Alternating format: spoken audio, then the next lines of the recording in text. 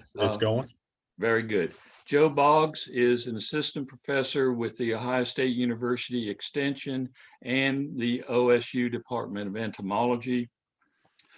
He's a co-leader of a project with the Extension called Buckeye Environmental Horticulture Team. He's also a contributor to the Buckeye Yard and Garden online. I have that particular site bookmarked on my computer. We're very happy to have Joe with us tonight. He's in Cincinnati. He's going to share information on the invasive Asian longhorn beetle and potential impact to maple trees. So, Joe, the Zoom is yours. Well, thank you. Thank you. And I hope everybody can hear me. Let me make sure all is well. Okay, everybody see the opening slide? Can you see it okay, Chris? Yes. Now, one thing, again, I appreciate what you said about we'll have time for questions and so on and so forth. However, I do have a thing about questions, and that is, I always we always want to entertain questions. Of course, we just sometimes I will get snagged with an individual question, but if something that I have said is a bit confusing, I don't know about you all, but if I'm listening to something, if I'm in a training program and I become confused about something, that interferes with learning. I end up focusing on it and thinking, wait a minute, what did he mean by that? If that happens to you, I hope, Chris, it's okay. I mean, just unmute, say, wait a second, Joe, I'm confused, because I want to make sure as we move through this, everyone has the opportunity to get to learn and again, not be confused and that interfere with learning. And just an opening, some of you may recognize this opening shot. I've been using this for most of my Asian longhorn beetle talks because it clearly shows what's at risk. But of course, that's taken on the Blue Ridge Parkway. So that's looking into Virginia, looking west, I think. Pretty sure. Some of you may come on and say, I know that valley, but nonetheless, beautiful location. I grew up in West Virginia, so you may detect a little accent creeping in every now and then. And full disclosure, I do love syrup. I do love pancakes. I mean, I'm a pancake head. Look at the size of those pancakes. Now, brings me my second ALB point. Normally people wait to the very end of programs to recognize those involved with the program. Well, I'm truly standing on the shoulders of giants. All of these organizations and individuals had something to do with this presentation in one form or the other, sometimes directly by reviewing it, or I've team taught with them and had input, sometimes indirectly through the research and so on. So a huge group of people, and I really want to recognize in particular, I'm going to put my laser pointer on David Coyle with Clemson University, has gotten right on the situation in South Carolina very quickly already with research projects. We're going to learn a lot because of Dave. Of course, Asian longhorn beetle, what are we talking about? Well, longhorn beetles in the family Cerambycidae are so called because they have these long antennae. Now, if you're a taxonomist or an entomologist, you'll say, well, Joe, some of them have short antennae, and that's true. There are a few longhorn beetles that don't have long antennae, but as a rule, they do have long antennae. Now, Asian longhorn beetle is a huge beetle, and of course, I try to put a little bit of humor in my talks. This is my colleague from Northeast Ohio, Eric Draper, trying to get a male down out of the tree. The females are even bigger. So again, just a little bit of humor there, but these are in fact very big beetles. These would be probably one of the largest beetles that you might come across in Virginia or elsewhere. This is a male. I can tell it's a male because of the long antennae, and there's Penny with it. Females typically are even larger, and they both have this kind of shiny black background with fairly indistinct white markings. One of the common names in China is translates to the starry night beetle. And I actually think that's a very good, kind of a good way to remember what this looks like. But again, one thing I want to stress, I'm going to stress it 2 or 3 times. If you get a big beetle and you say, well, I'm not sure, I'll just not, I'll not report it. Don't do that. It's always better. Eric Day will tell you this at Virginia Tech.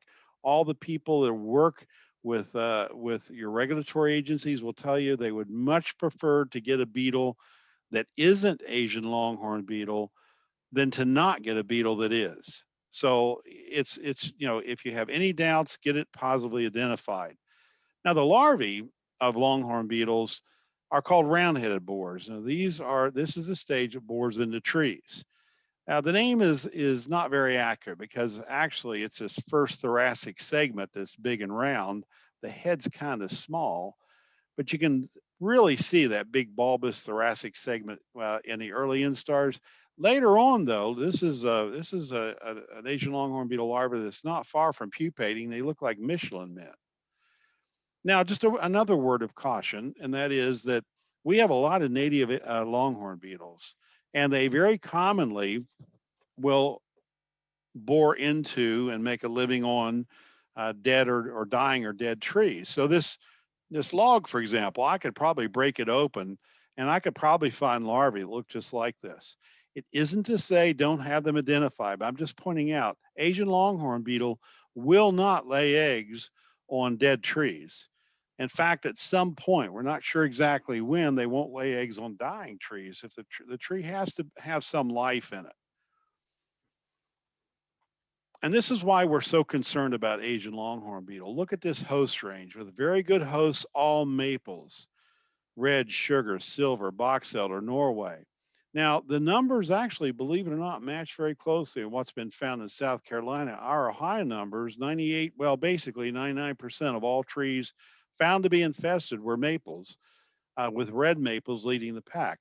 Now, this hasn't been seen in all infestations. In some infestations, sugars can kind of outdo reds, but mostly we would just want to stress that it's maples. If you're looking for this beetle, look for maples, although other very good hosts include all Aesculus, Ulmus, Salix, and then we have this other group, other hosts.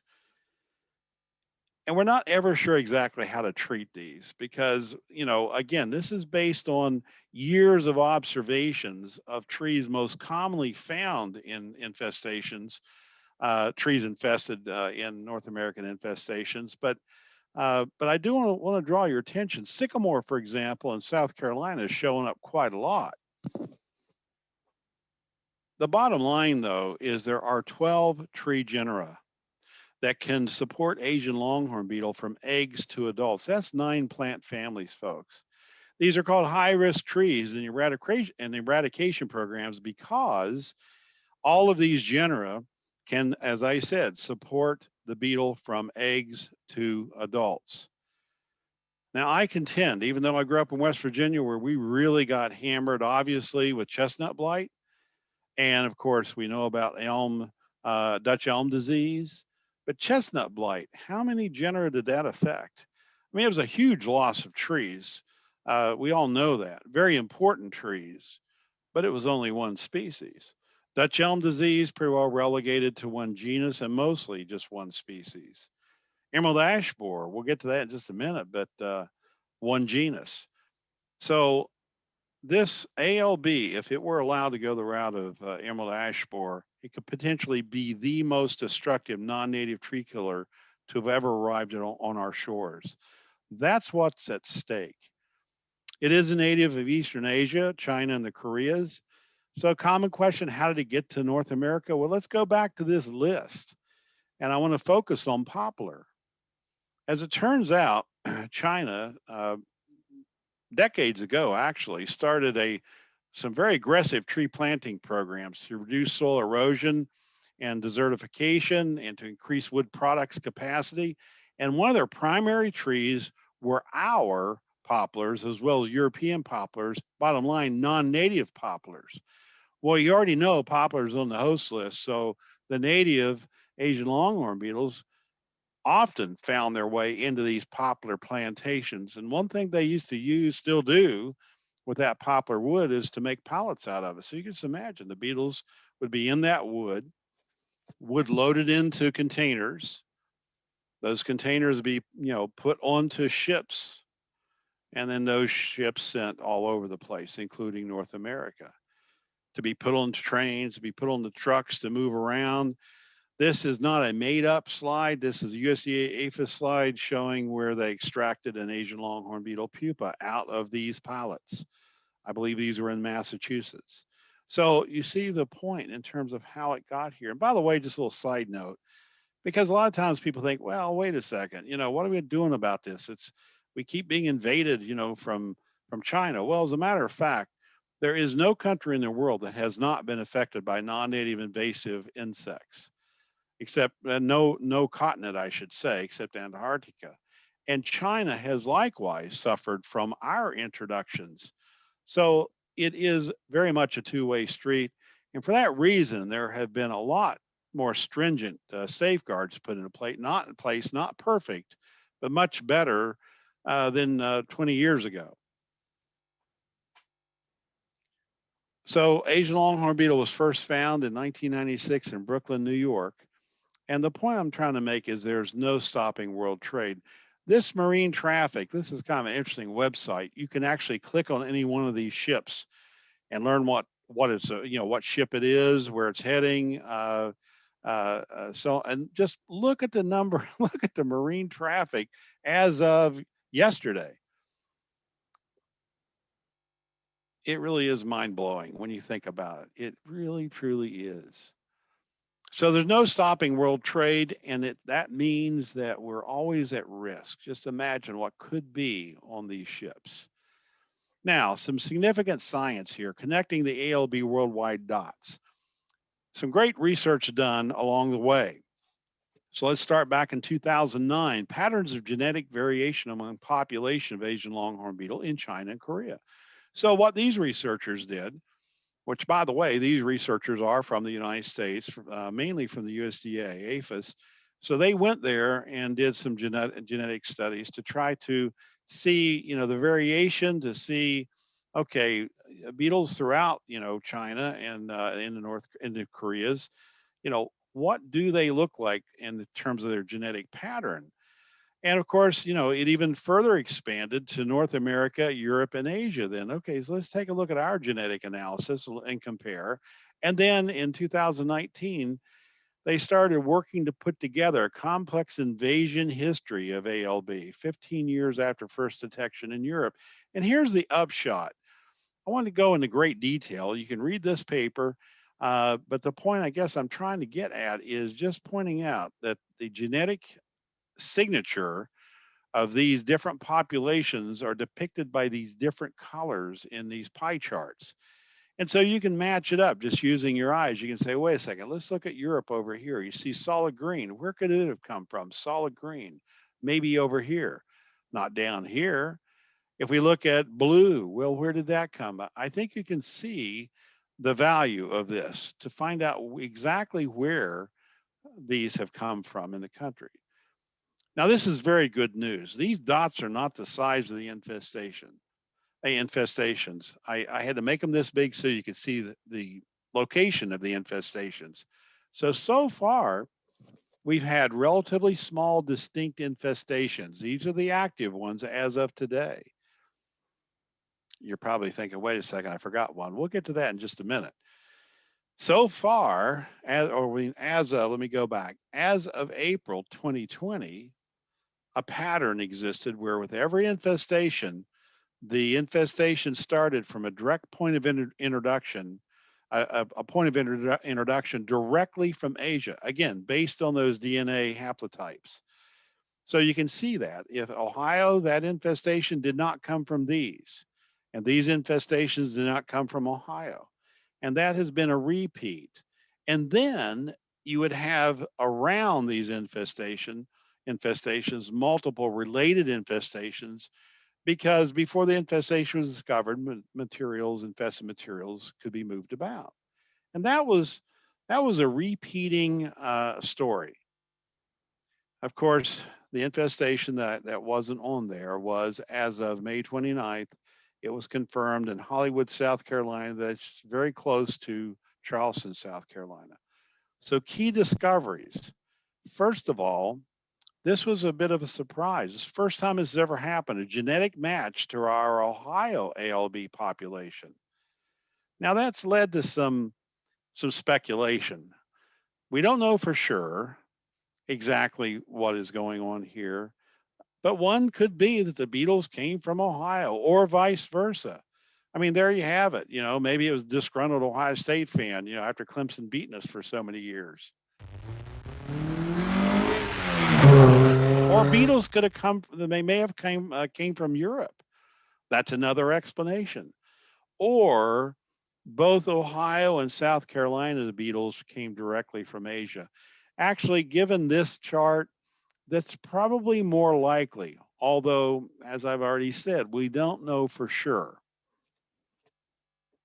But the main point that I'm getting at is that now that we have a brand new infestation like none other that started based on dendrochronology studies. That's where, scientists use the rings to go back to find out when certain things happen.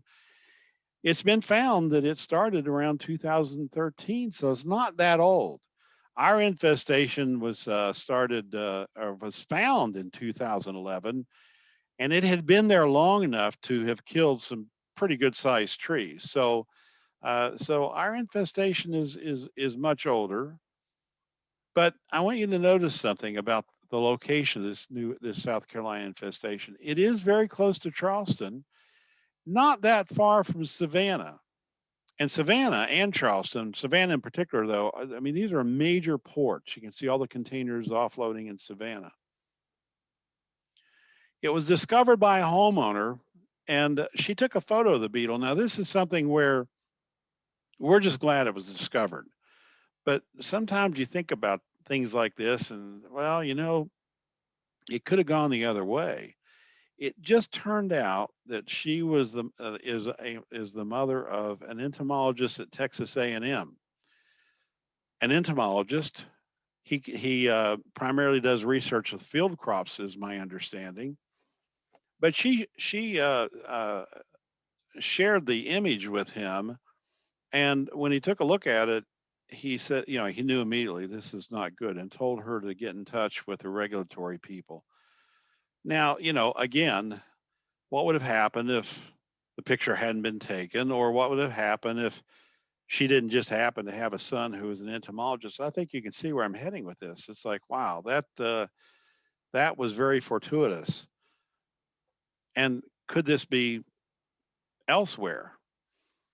It is the southernmost in ALB infestation so far. So far, about 30,000 trees have been surveyed and 4,000 found to be infested.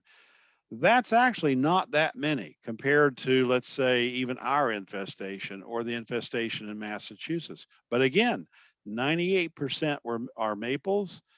And here is something that's pretty remarkable. They have found a lot of very big maples that are dead. Now, we have not seen that many trees dead in Ohio.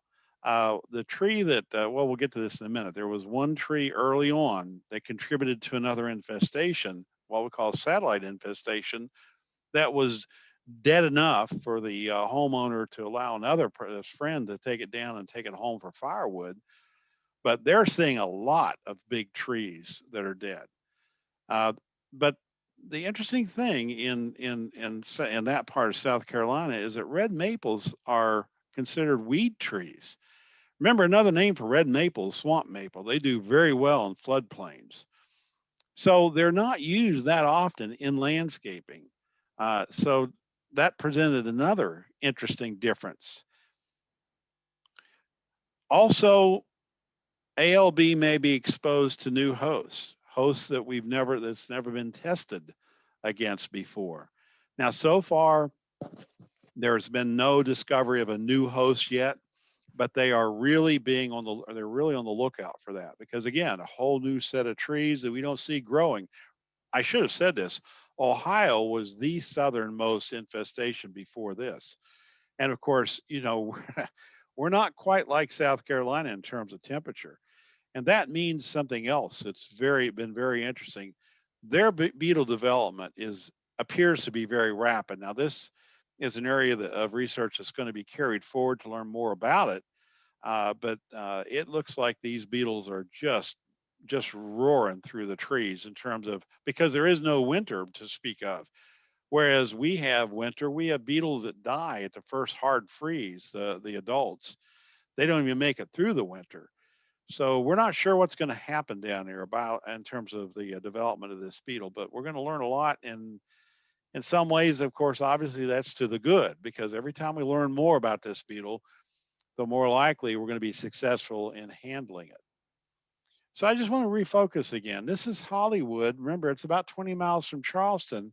But I want you to notice something about it. It's not exactly in the hotbed of transportation, is it? It's sort of out in the country.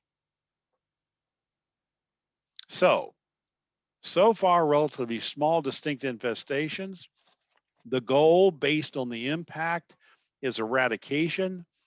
And this is something I want to specify by these other grape-like dots. These dark black, or these black, green to black dot, these are infestations that have been eradicated. That's very important to stress, because eradication has been successful. A lot has been learned. And quite frankly, our infestation, I mean, we have to be getting pretty darn close. The infestation in Massachusetts, they're probably not too far off. These infestations in Chicago, quite honestly, when they were first found, there were 7. And I kind of have them grouped as grape like clusters, but they started at the lake and they ran out quite a distance. I have to admit, that was the beetle was discovered in Chicago in 1998, and there was great concern because these infestations were so widely spaced. Some thought, well, maybe it won't be able to be eradicated. Again, though, by perseverance, it was eradicated. Same thing up in here in Toronto. And of course, you're going to learn more about these 2 eradicated infestations in Ohio. So we're very happy about all this, that we can eradicate this beetle. Just to kind of emphasize the point further, the red are infestations that are still active.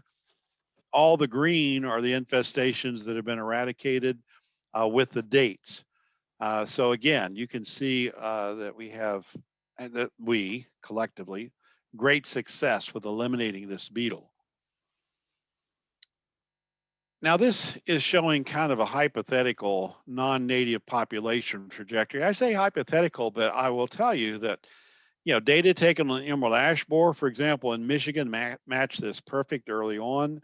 Other non-natives have matched this perfect, and that is that the populations tend to start out with this linear increase, just a very slight increase. And then when numbers reach a certain point, it goes into this exponential increase. This is the panic time. This is when we can't do anything about it, because eradication must occur before we hit that exponential increase. So early detection for any non-native, including Asian longhorn beetles, critical to eradication in terms of time, money, and success. And the proof is in the pudding. All these states have emerald ash borer. There's really no chance for eradication. We don't know why Mississippi. They must just be living right down there. But the point is, look at all this, plus a number of provinces in Canada. So that's where this trajectory has been was allowed to go with emerald ash borer before eradication was, well, before the beetle was even discovered, quite frankly. So we'd already lost the battle long before the beetle was found. And this is the result.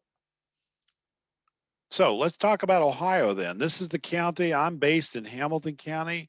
There's my native West Virginia outline. And so the county just next door, Claremont County, is where we find the infestation. Once again, kind of like that Hollywood, South Carolina, this is where the infestation was found. This is where it's concentrated, right in this area, in this small town of Bethel. And notice what you see around it: farm fields and woodlots. Not a lot of forests, but a lot of woodlots. Again, out in the country. Now, if you look at the proximity to Cincinnati, which of course is a major transportation hub, 25 miles. We don't believe it originated here and we carried over there, because we have found nothing in this area. I've done a lot of training. The first group I focused on were the arborists in this area. So they're very well aware of what to be on the lookout for. We don't know how it got to Bethel. There is one suspicion, although we have no records that can be followed. There was a tractor supply dealer in Bethel that shipped directly from China, tractor parts, I should say. Now, he went bankrupt and also got in trouble with the IRS. I'm not making this up, it's a true story. He fled the country.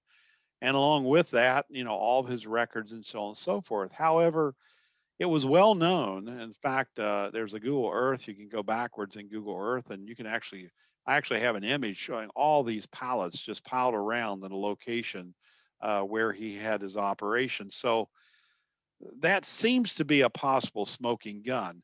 But my point to you is Western Virginia, you're not talking about the same places as Worcester, Massachusetts. Here's the infestation.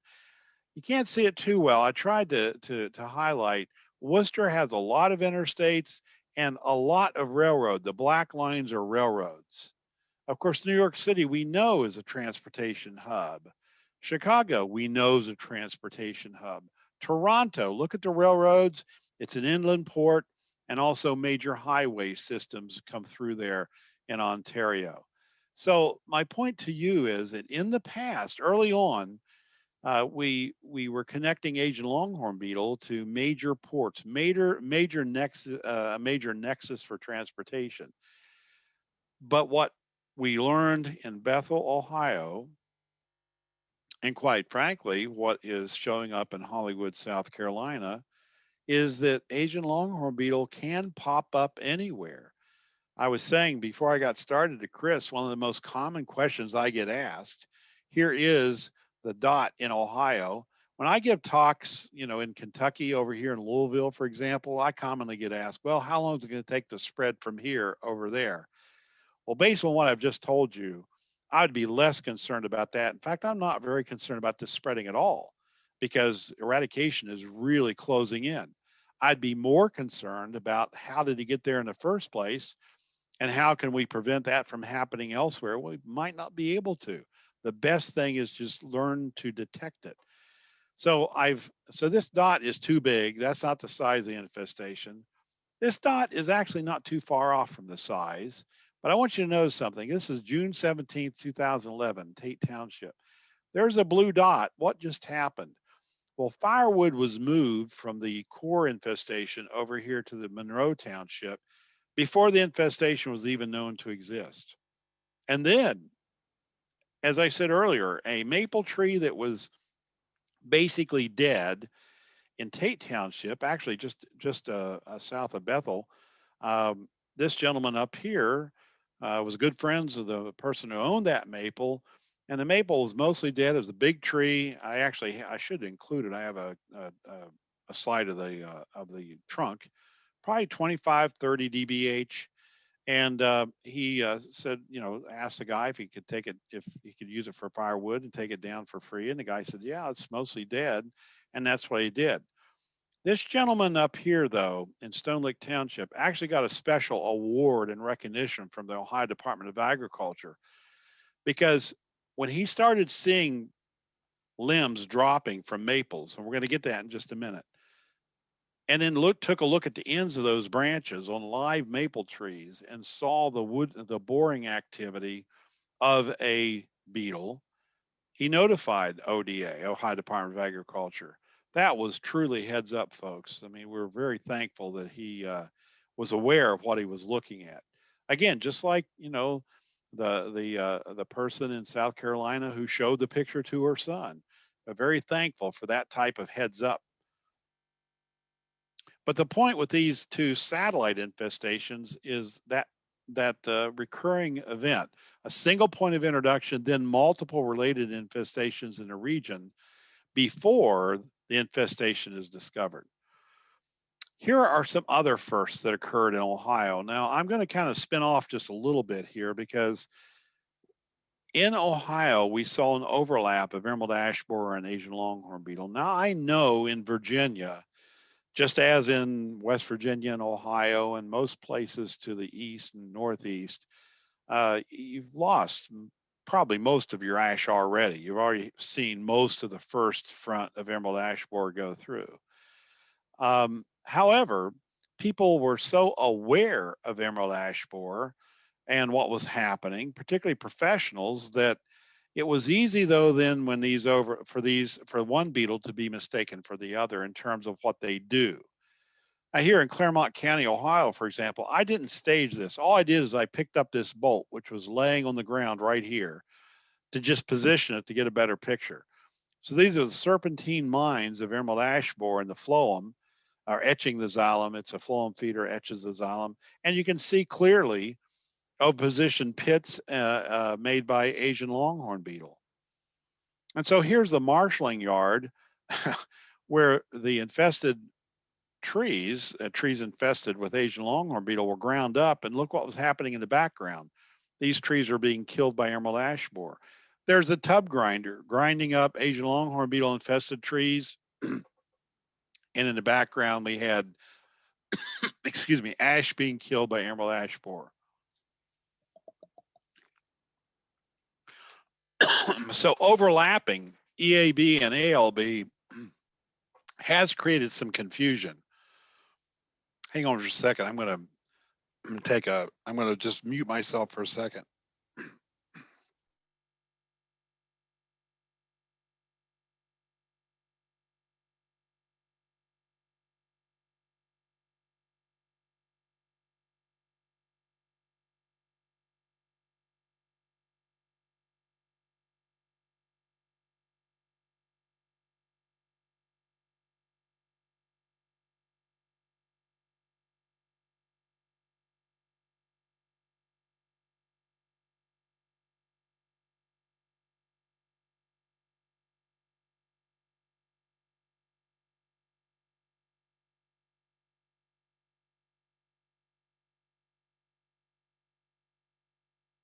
The dots going around. So let's see. I think you're still muted, Joe. Joe, can you back up? I'm You're still sorry. muted. I'm sorry. I was just hoping you guys could follow along. Surprise, surprise. Okay, I apologize. I was coughing. I had a coughing fit there, and I I wanted to not subject you to it. So what I was driving at is these beetles are as different, as I said, as apples to oranges. That's what the apples to oranges were. I apologize. A big blank in the recording. And the size of these beetles, it's very important to focus on that because that also has to do with spread. Asian longhorn beetle is a good flyer. I made the mistake very early on of saying that they don't like to fly. It has nothing to do with likes or dislikes. That was I've always wished I hadn't said that because it, then led to some people thinking it didn't fly. Well, it's a good flyer, but it takes a lot more energy for it to fly than emerald ash borer. You can see much smaller. You can see on the penny. So emerald ash borer can fly more efficiently, and they do fly at the drop of the hat. It's actually hard to take pictures. I'll share something. This beetle is on the penny because it has a little super glue on the bottom of it. They're very hard to take pictures of.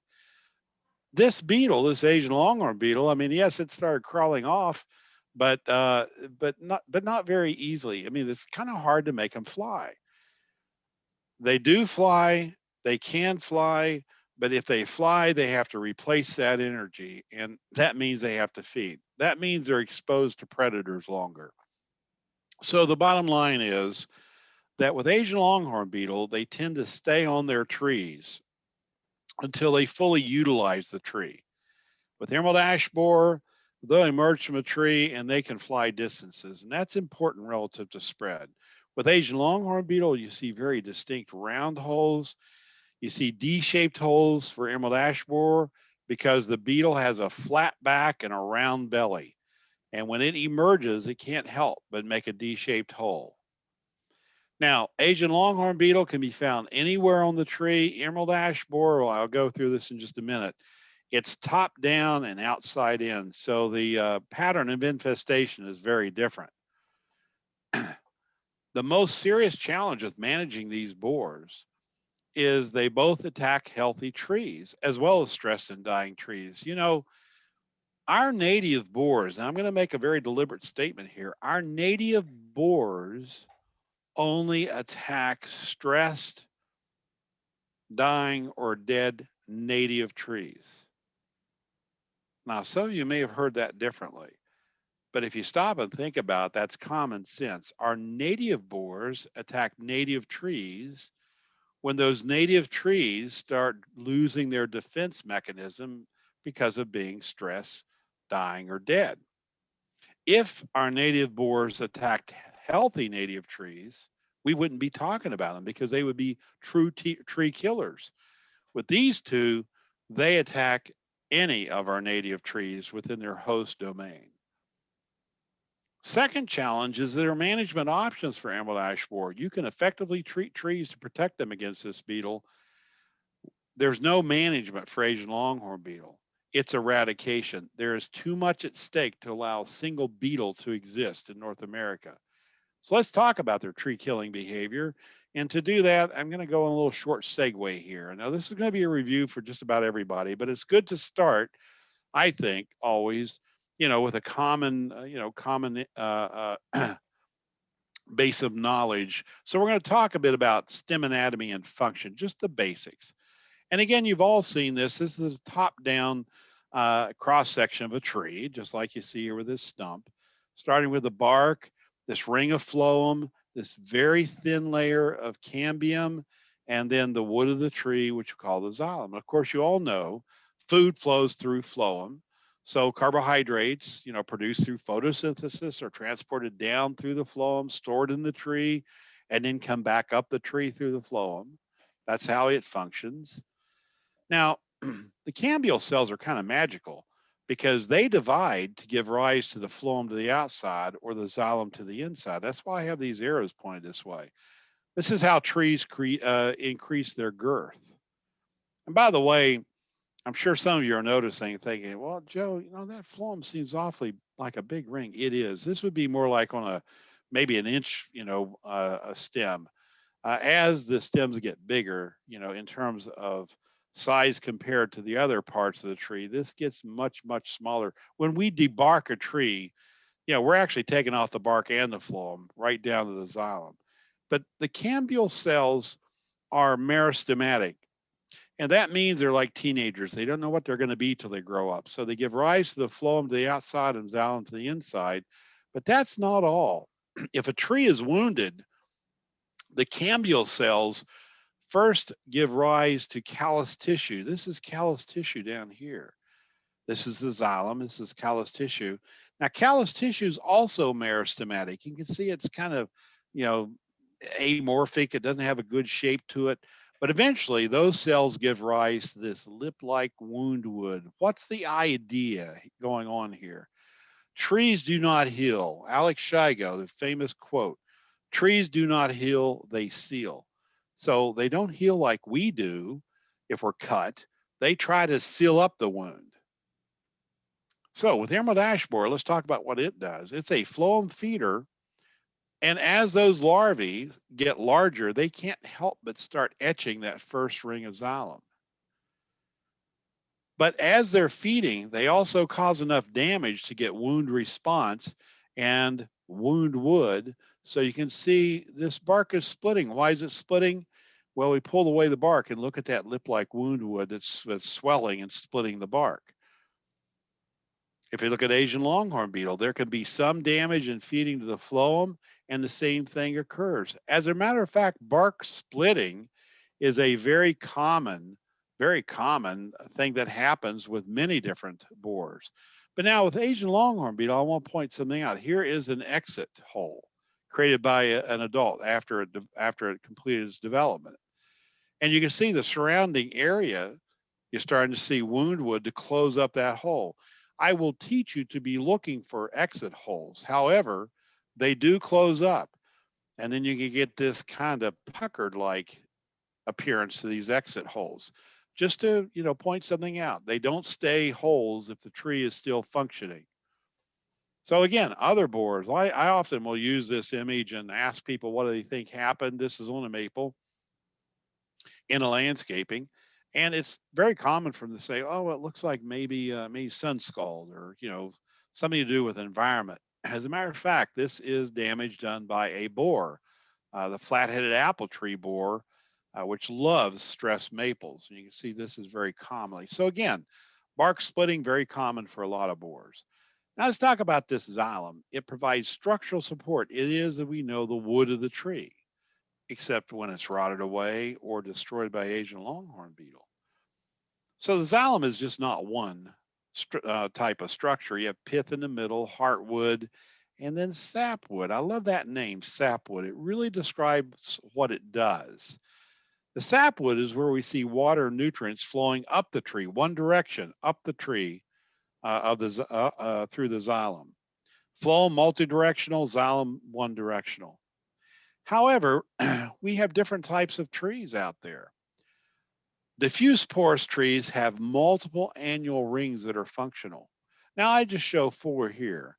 Sometimes it's a greater number, sometimes it's maybe 3, but more than 1.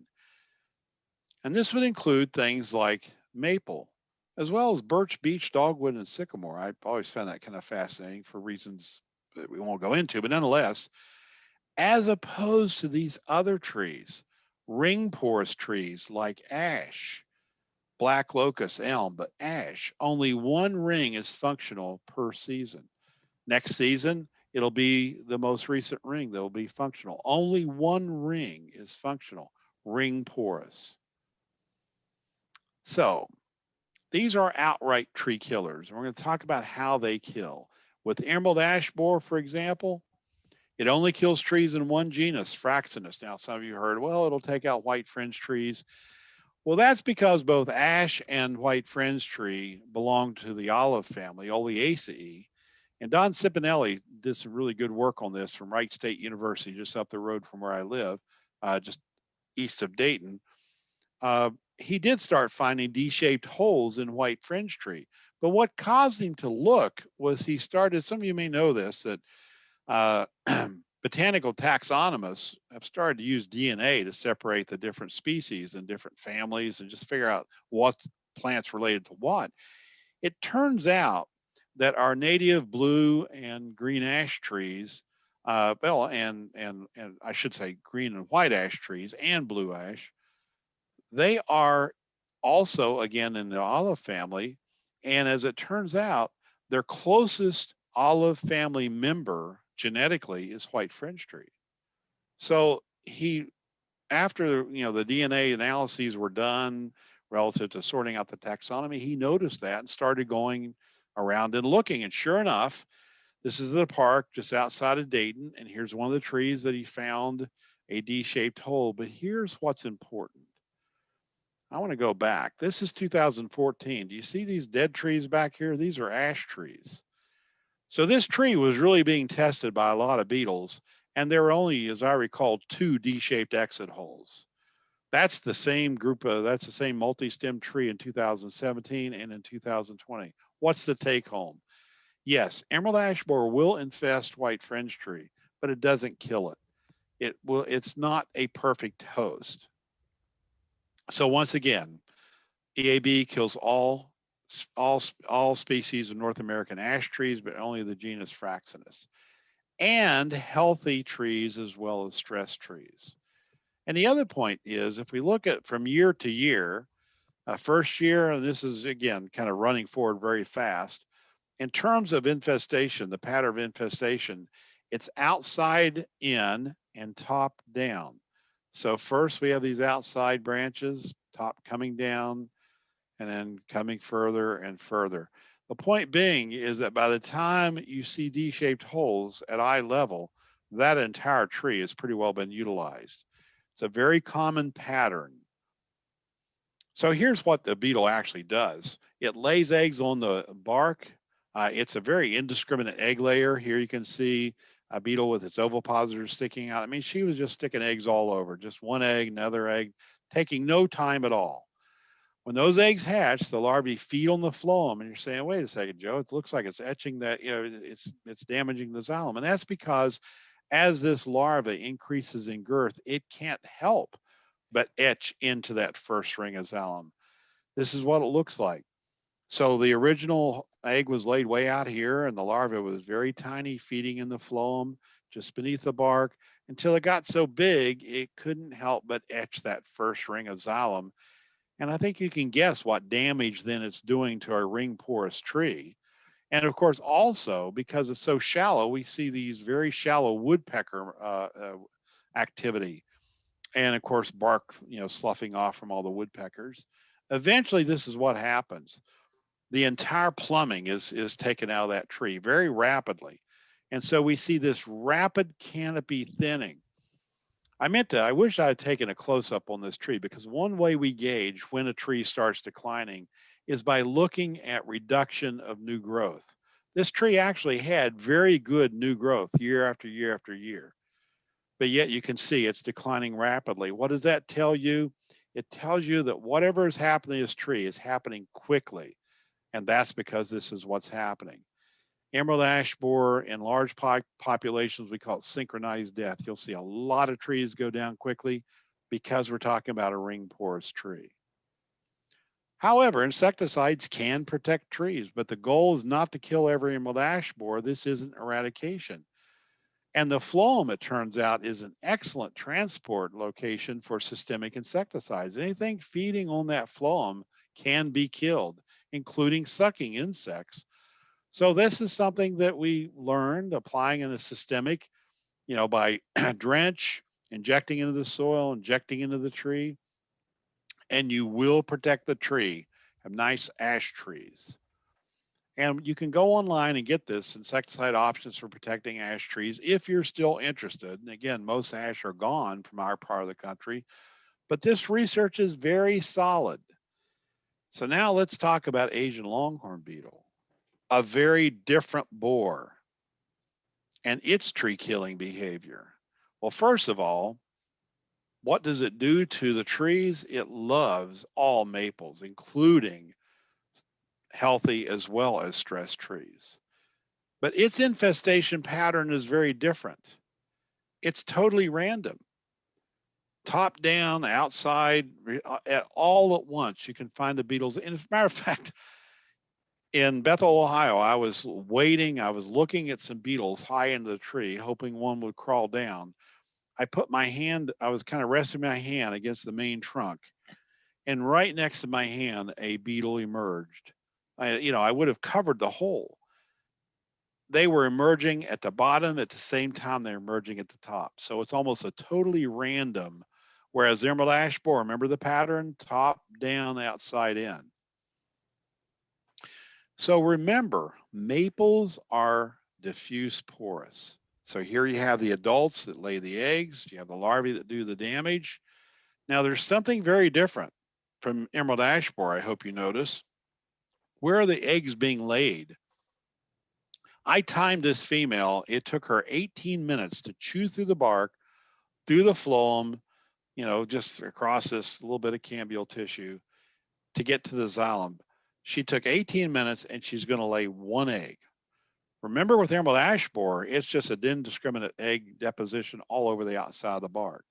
Very deliberate. And you can see these holes that she's chewing. We call these oviposition pits.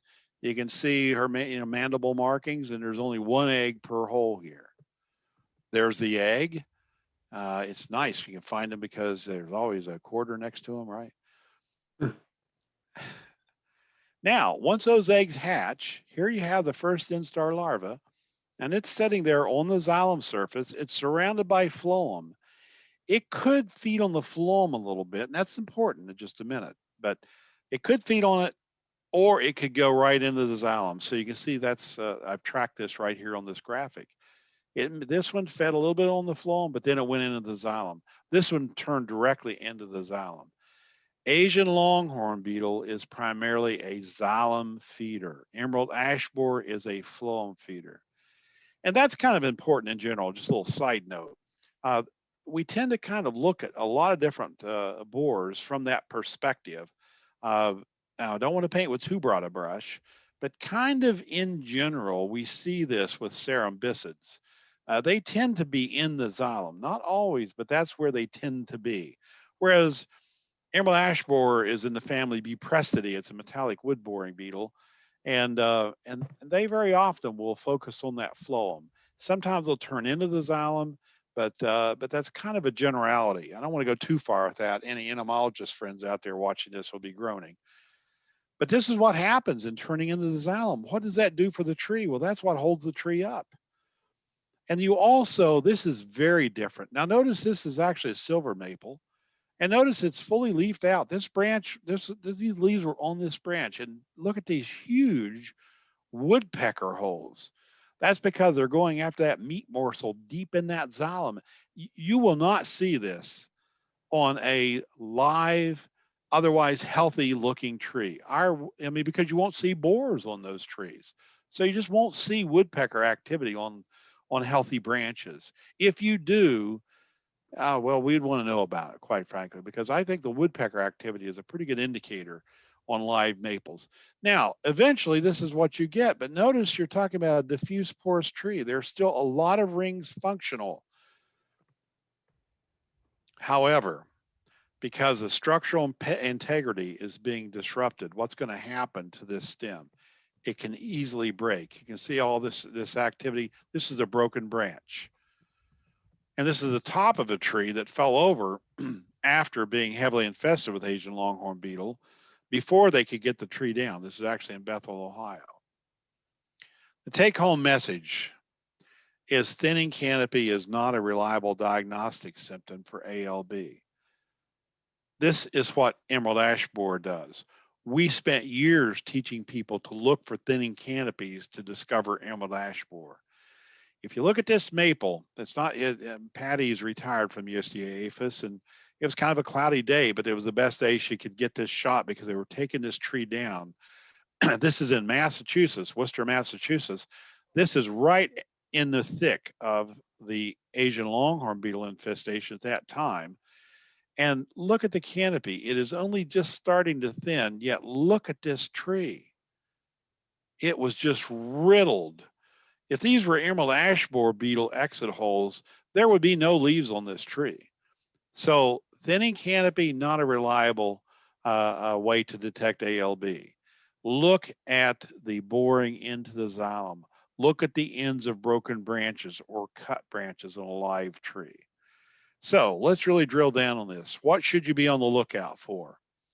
Well, on a heavily infested tree, branch breakage, folks. Remember I told you that here in Ohio, that landowner in Stone Lick Township discovered the Asian longhorn beetle infestation because branches on his maple trees were breaking with basically almost no wind.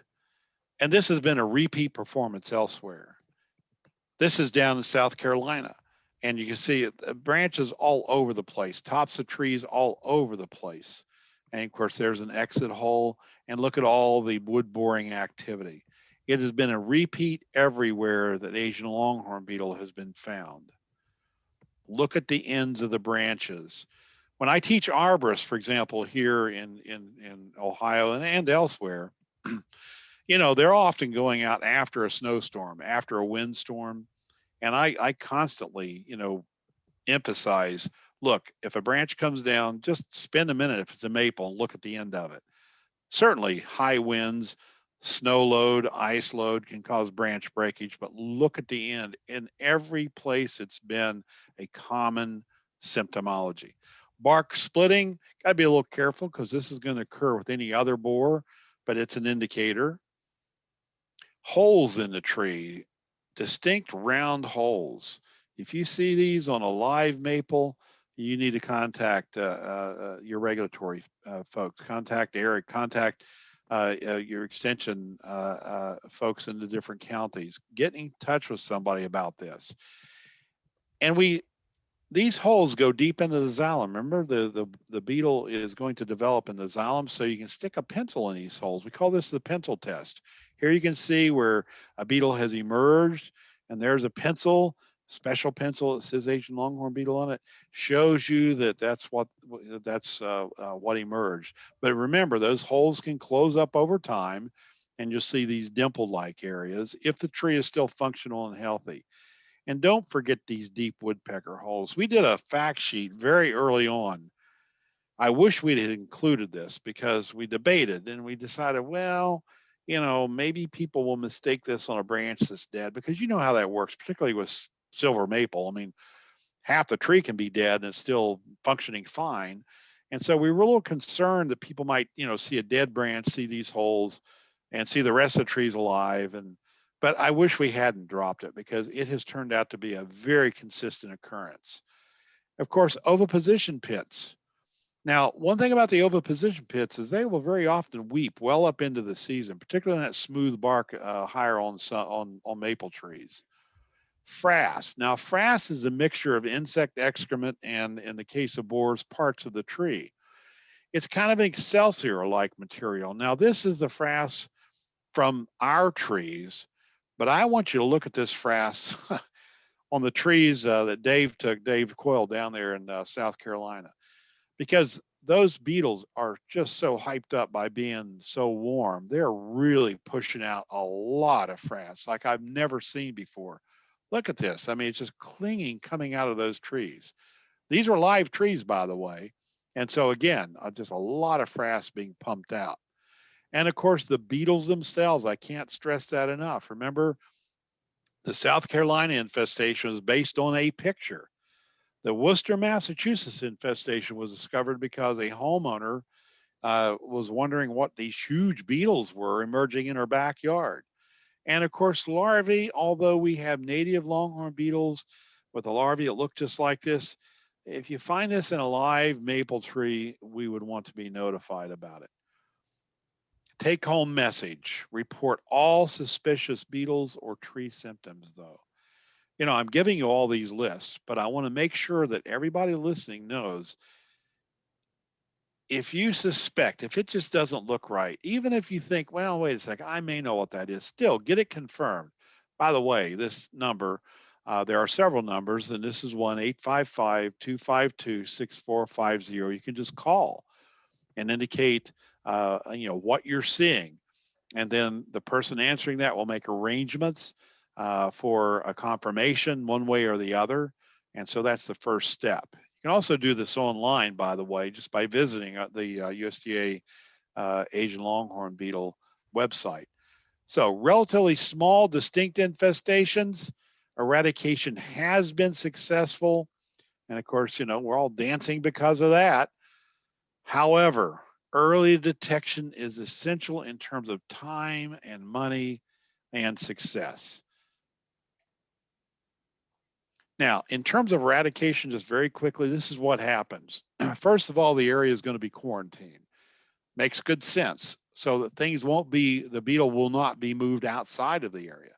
At the same time, and about the same time, as a matter of fact, survey and detection is always ongoing at the same time. They will declare this to try to get to try to keep from having something moved off. Usually the quarantine zone is based on,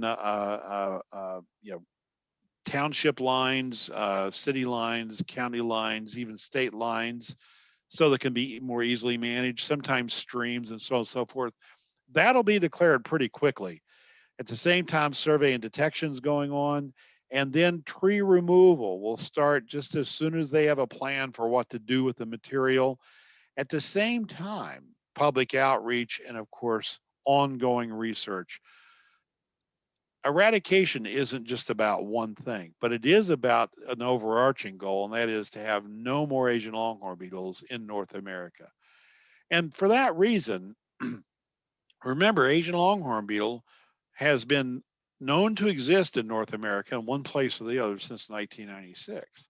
A lot has been learned, and we're still learning.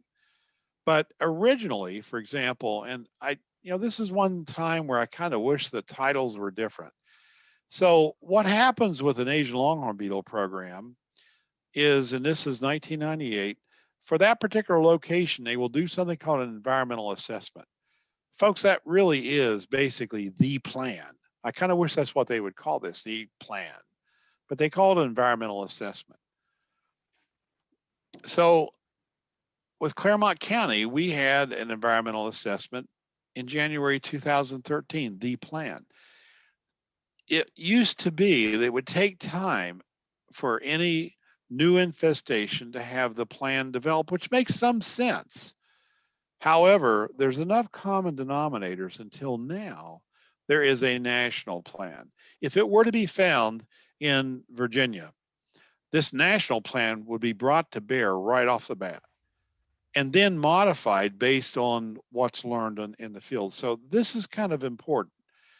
We didn't have a well-established, well, we had a plans based on elsewhere, but it created a bit of a challenge in terms of explaining what was going to happen. So you can go online, you can find the environmental impact statement, we call that's EIS. You can read about it, and you can also see the environmental assessment for South Carolina, which is kind of brand new. So eradication is the goal. It requires 100% control. What's the role of insecticides? Well, we knew this before Asian longhorn beetles. As a matter of fact, we knew it with other longhorn beetles that bore into the xylem, and that is once a borer reaches that xylem, it's out of reach of systemic insecticides. So anything boring in here is not going to be killed by a systemic insecticide. Anything boring in this large area is not going to be killed by a systemic insecticide. However, Asian longhorn beetle, the adults, the females, they do have some very powerful mandibles. And they may, now notice I underlined, they may do what we call maturation feeding. If the female emerges and she lacks the nutrients to mature her eggs, she may go up to the tree on the branches and twigs and strip the bark and feed on the phloem. Well, remember where systemic insecticides live, in the phloem. So the only insecticide that's been trialed is imidacloprid, and the reason for that is because to do an effective trial, an efficacy trial, you need to have check trees, untreated trees. And we can't do that in the United States. So this was developed in China by North American scientists, along with their Chinese counterparts. And they did trial quite a few different methods to use imidacloprid. And they discovered that the females, you can kill some females during this so-called maturation feeding. Unfortunately, in the various studies, efficacy was not 100%. It ranged from 50 to 90%. And so imidacloprid is used in conjunction with other eradication tools. But this is how it works. So this is that Stone Lick Township. There's the infestation where all the known infested trees were taken down, then some. And then you see the surrounding line where trees were treated way outside the infestation zone, because even 50% is better than 0%. It was a protective measure. So that's the role of insecticides. Other eradication tools is cutting and destroying infested trees. That is unfortunate, but you know what's at stake. Trees are taken down, they're ground to the size of no more than 1 inch in 2 dimensions. So be on the lookout for Asian longhorn beetle. Early detection is essential. I keep repeating this in terms of time, money, and success. Stay up to date on any new ALB and developments, developments, and don't spread rumors. You know, if by chance you should run across a beetle or evidence of Asian longhorn beetle, get it in the hands of the folks that can identify it, but don't tell people you've seen it before it's positively identified. That really undercuts a lot of things. I just have to share one thing I've over the years, kind of hated hearing, and I try to be tactful, but it's not uncommon after I give a talk for someone to say, well, I've seen those beetles. Well, you can imagine my response. You have? Well, what did you do about it? When someone says they've seen Asian longhorn beetle and have not reported that, that implies it's all over the place. I don't believe it is. However, I'm not certain we know where it all exists right now. And this is why this presentation is so important. Attend all training that you can. This is a training that we, back when this was actually not this past summer, the summer before last. These are folks from Michigan, and they came down, the regulatory folks, and you can see what they're doing. They're learning how to look up into the tree to look for evidence of Asian longhorn beetle. I mean, look at what they were looking at. Oh my God. Report anything that's suspicious. You see one of these go down the road, call us. My point is this: report all suspicious beetles or tree symptoms, because no Asian longhorn beetle investigation is a waste of time. It's always better to investigate a report that's not ALB than to receive a report that not receive a report that is ALB. And that brings me to the end, about 5 minutes over. I apologize. I didn't want to keep everybody here too late, but I guess we probably have some time for some questions. And I apologize for going blank there when I when I muted myself. Okay, Joe, that was great. Don't worry about going over the time. It's already, you've heard from several people saying what a fine presentation this is. There are a couple questions in the chat box. Okay, I'll go take a look. One question from Russ is, how do you quarantine an area? All right, well, let's go up to the first question there about iNaturalist. No, that's not Okay. good enough. No, no, no, that is simply Okay. not good enough. It is not a bad thing to do, obviously. But I should have, in the interest of time, I took out exactly what happens. So even if, let's say that you, you find a big beetle, and you think, well, that looks a lot like an Asian longhorn beetle, and you think, I'm gonna get that in the hands of somebody that knows what to look for, and you give it to Phil or you give it to Eric Day. Um, well, you've given it to the right person. But Eric Day, as good of entomologist as he is, if he gave that beetle to the best Asian longhorn beetle expert in the world, do you know what that person would still do? They would still run a DNA analysis. Now, the reason for that is because there are some other beetles in the world, folks, that look very similar to Asian longhorn beetle. I won't go into details about that, but the confirmation for Asian longhorn beetle, both with the adults and the larvae, is a DNA analysis now. There was a time way back when, in 1998, for example, that was all based on what we call morphology. But over time, like I said, the experts will not declare it to be Asian longhorn beetle until DNA analysis is done. And this is another reason why, and I should have said this, I apologize for not doing this. If you find a beetle or a larva and you're suspicious of it, I actually recommend that you freeze it. Now, the reason for that is that you can put it in alcohol, but ethyl alcohol works the best. Of course, what am I saying? Right now, you can get your hands on ethyl. I didn't even think it used to be. It was kind of hard to get your hands on ethyl alcohol because, you know, it just wasn't as available. If you used isopropyl, if you used, rubbing alcohol, that tends to dehydrate the beetle, makes it break off, legs break off, and so on and so forth. Freezing it will keep it pristine. You want to keep it frozen though until you make arrangements to pass it to the next person. So if you have a suspicious beetle, you want to freeze it. That'll make sure that the DNA is solid, and that means it's going to be fresh for the next. So just you need to follow the proper line on that. And let's see what's next. I'll go right down the list here.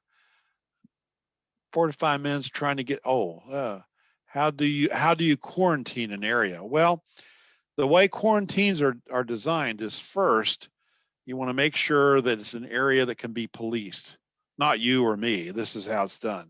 This is why they typically use, some type of a clearly defined line. Welcome to Cincinnati. You have the signs coming in and out. They're coming in. Welcome to. That's because the regulatory people pay attention. The Ohio State Police in this area do know what to look for if they see a truck with wood leaving the quarantine area. And there are serious penalties that can be applied. So quarantining means signs go up, people are told what can and can't go in and out, and it is regulated, and there have been stiff fines levied. So that's how you quarantine. Oh goodness sakes, I owe a bunch of money to people there. Best presenter. I think that must be a $20 one right there. Okay, do you see others? Am I missing some questions? I don't see any other questions there. If anybody wants to unmute and ask Joe Absolutely. a question. Yeah. Don't be shy.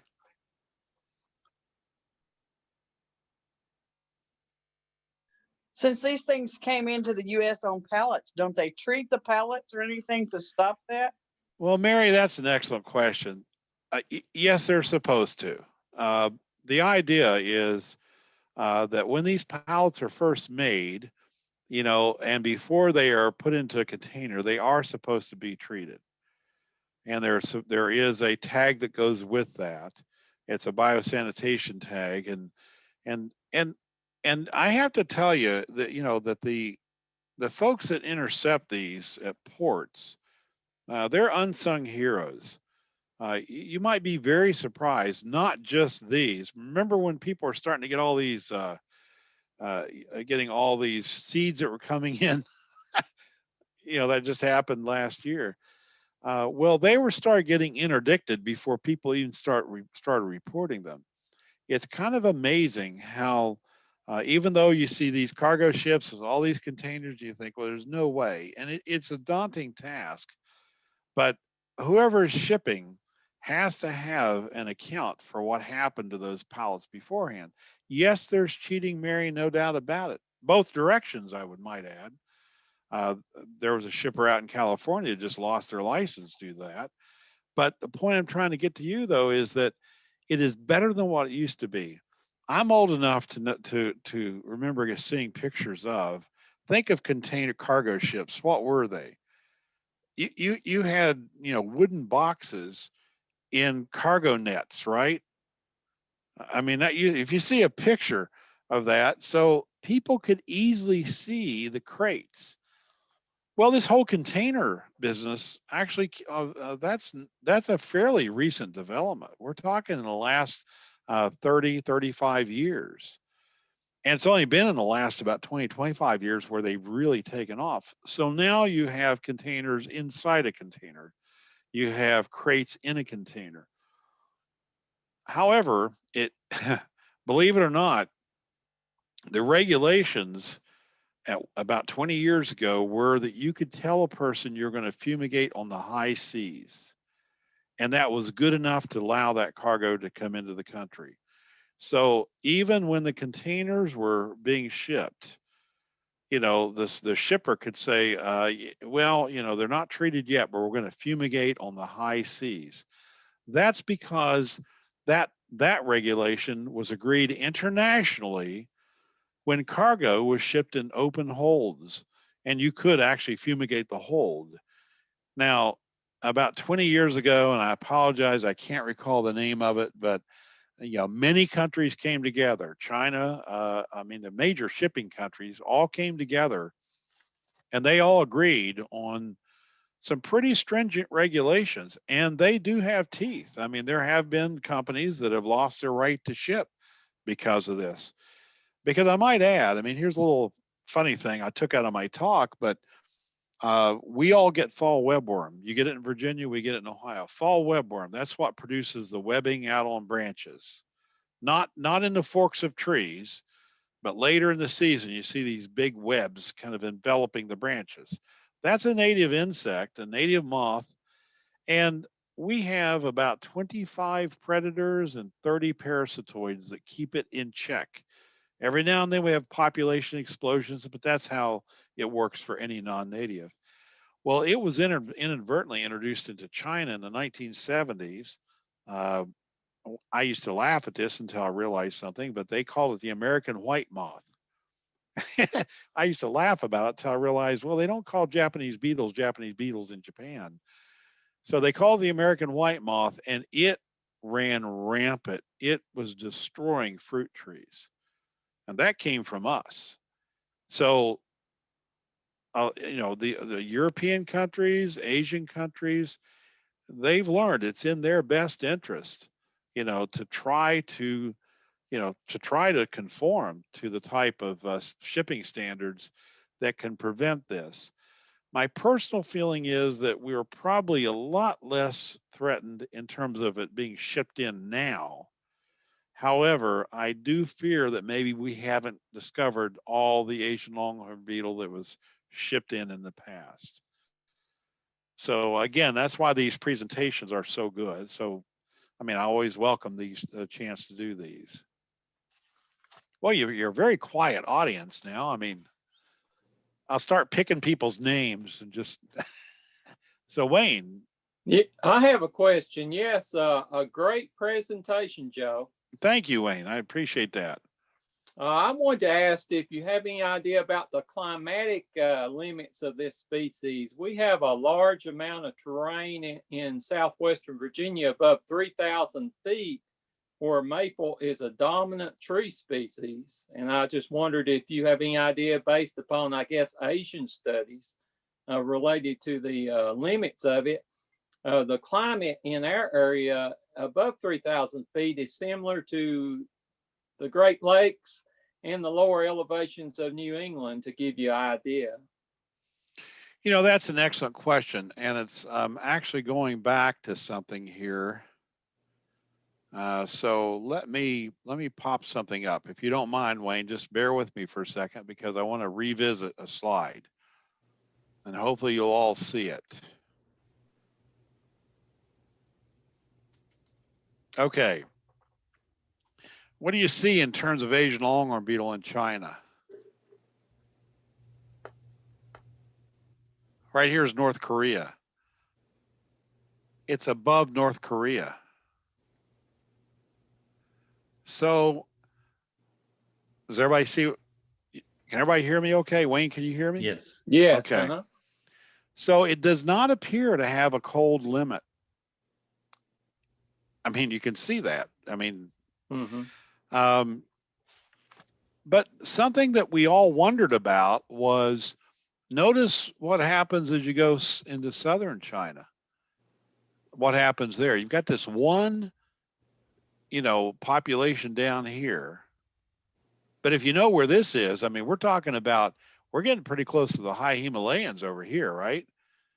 So yes. the thinking was the opposite, Wayne, was that, quite frankly, I wondered this myself, whether or not this beetle, not so much a low temperature limit, but a high temperature limit. It doesn't appear to be the case, unfortunately. I mean, certainly we know, I mean, I had an uncle that fought, in the Korean War. And I mean, my gosh, you know what they dealt with, right? I mean, this is bad. This gets cold. If you go north of North Korea, I mean, you're really cold, right? So early on, I kind of wondered if there wasn't a southern a limit, but boy, South Carolina is proving that that's not true either. As a matter of fact, it seems to be just really doing well in South Carolina. So Wayne, I wish it were true, but I don't think you're going to see the ranges of temperatures sufficient to even reach what could kill the beetle if it didn't get killed north of North Korea. And now we're all wondering, does it even have a high temperature threshold? Now, I will share something. Until I saw that map, I also was, frankly, I didn't know there was such a void of populations in southern China. I didn't know that. Because one thing I observed over there in the Bethel population, the Ohio population, is I would go over there in late July, and even here in late July, you can have cool mornings. I mean, it can be, in the mid 60s. It's not that cool, but it can be. And I would go over there and find beetles, and they weren't moving. They were just sort of hanging out. And then once it got up into the 80s, they would really start moving. And high 80s, and these beetles were just dancing. Now, that surprised me also because a lot of insects do have a high temperature threshold, not so much in mortality, is that it gets warm enough and they will they'll look for a place to not get hotter, and that's because they're tied to the environment, so the enzymes in their body will start breaking down. This beetle, I just hate to tell you, Wayne, it sure seems to have a very wide temperature range, hot to cold. Now, the adults, we do know, even though I showed you that map in China, we know the adults can be killed with cold. As a matter of fact, they die here after the first substantial frost. But what doesn't die are the eggs and the larvae and the pupae, Wayne. Uh, they'll make it through a very severe winter. Yeah, that's the reason I wanted to ask, because I noted that you did say that during the presentation that the adults died, Yeah, yeah.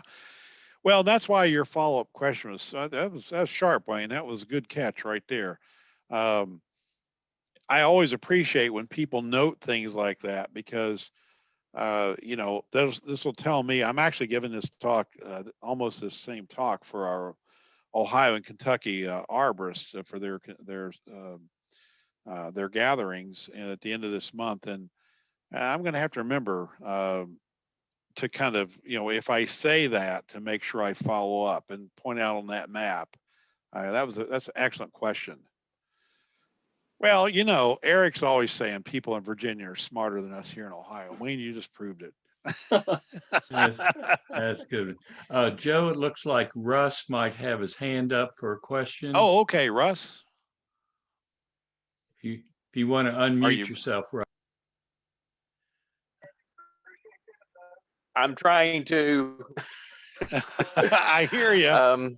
Is there an elevation that the ALB prefers, or do they just like anywhere? That's an interesting question because, but I think the elevational changes for most insects have to do with temperature gradients. In other words, when we look out west and we see certain insects that won't go above or below a certain elevation, that's tied to temperature. I don't think that, Russ, that we'll see that in the east.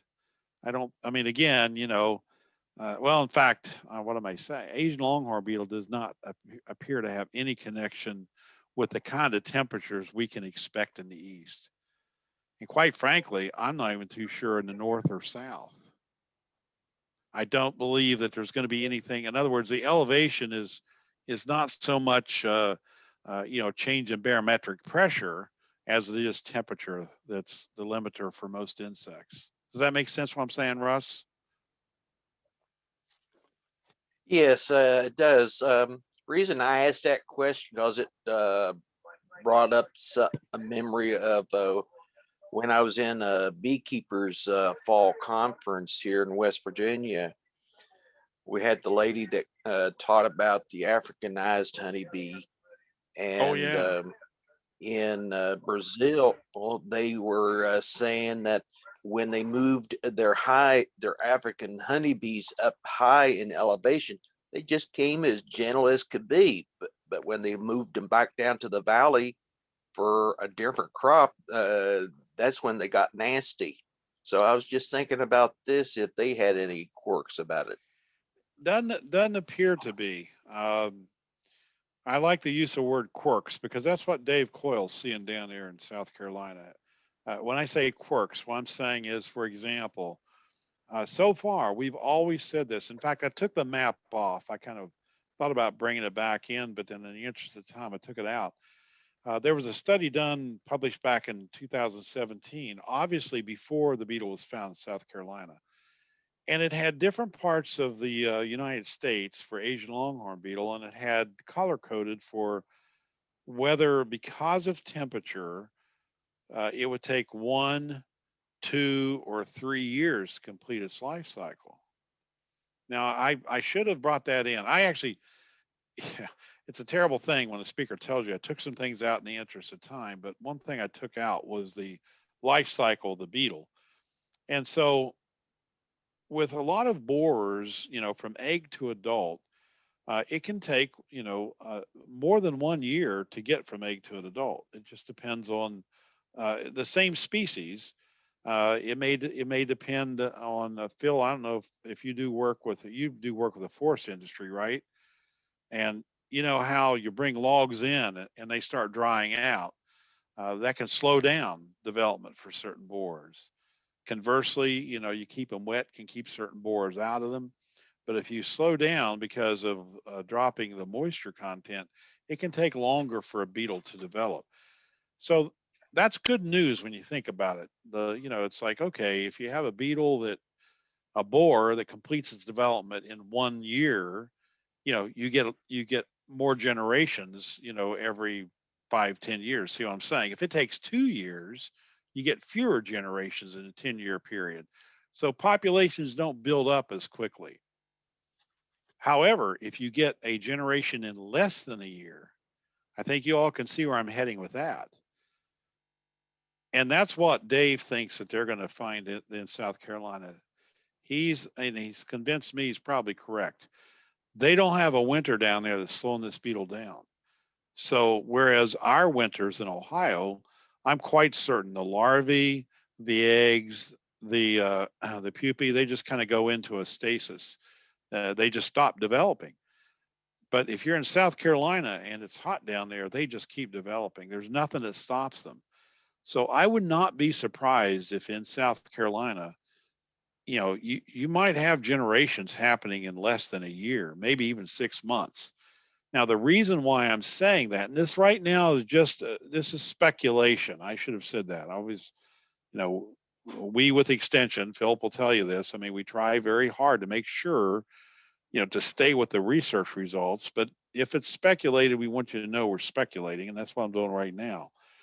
The idea then is that would partially explain why their dendrochronology studies down there showed that the beetle got started around 2013. And yet I am telling you that they are finding trees as much as 20-inch DBH has been dead for a while. I mean, the beetle's just wiping out trees very quickly. The only way that can happen is if the developmental rate is much faster. So that's a concern. Now, the good news, in my opinion, though, if you look at Western Virginia and my native state of Eastern West Virginia, I mean, that's where the higher elevations, Russ, and all that would come into play. It wouldn't be so much that it would limit the beetle in terms of being able to make a living, but it could cause beetles in your neck of the woods to take 2 years to develop. And that means populations won't rise as fast.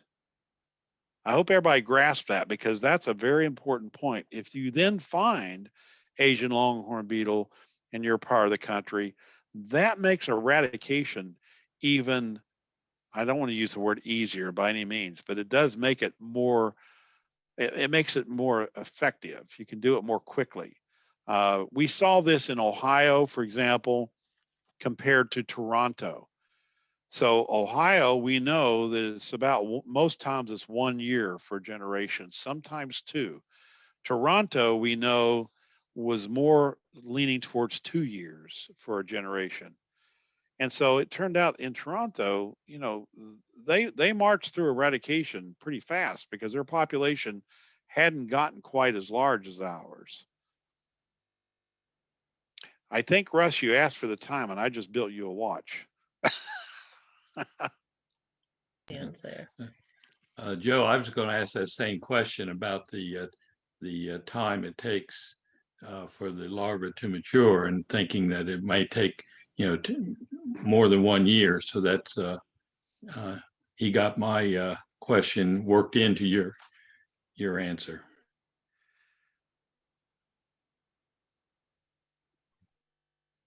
So you guys are all sitting around sipping on maple syrup. I can tell. I can see that. Yeah, we got some good stuff. Yeah, we make a pretty tasty syrup here. You'll have to come down our way sometime. I'm gonna have to. I wish I could. I wish I could right now. I mean, that would be a wonderful reward. Aside from just meeting a lot of nice folks. Are there any other questions at this point? Lots of good compliments in Well, I do appreciate that. I really do. And I have to tell you, Chris and others, I really do appreciate Philip. I appreciate being asked to do this. We kind of got our wires crossed before, and I wasn't able to talk to this group, and I'm sure glad to get to, because you all are going to be looking at a lot of trees. So now, again, based on, and this is recorded, so you can go back and listen to it again. But just be on your toes, because like I said, we all hope that it's not found elsewhere. But I will tell you, for example, I have a research permit to get into a lot of park locations here in Southwest Ohio. And even though, like I said to you, I think we have a lot of people alerted here on what to be on the lookout for, I still cruise those maples very hard, and take a good hard look at the trees. Because again, there's so much at stake in looking past an infestation. So thank you guys for having me, or give me the time to be able to make this presentation to you. Well, thank you again. One thing that's missing on a Zoom presentation is being able to show applause and all that. So you can kind of. Well, I've gotten plenty of applause with these very nice comments that I'm seeing, and so thank you guys. Thank you all for that too. Thanks. I mean, Chris, there's some $20 comments in there, I got to tell you. We do have good people here, that's for sure, and we appreciate this so much. Well, thank you. You all have a good evening. You Okay, too, thanks, and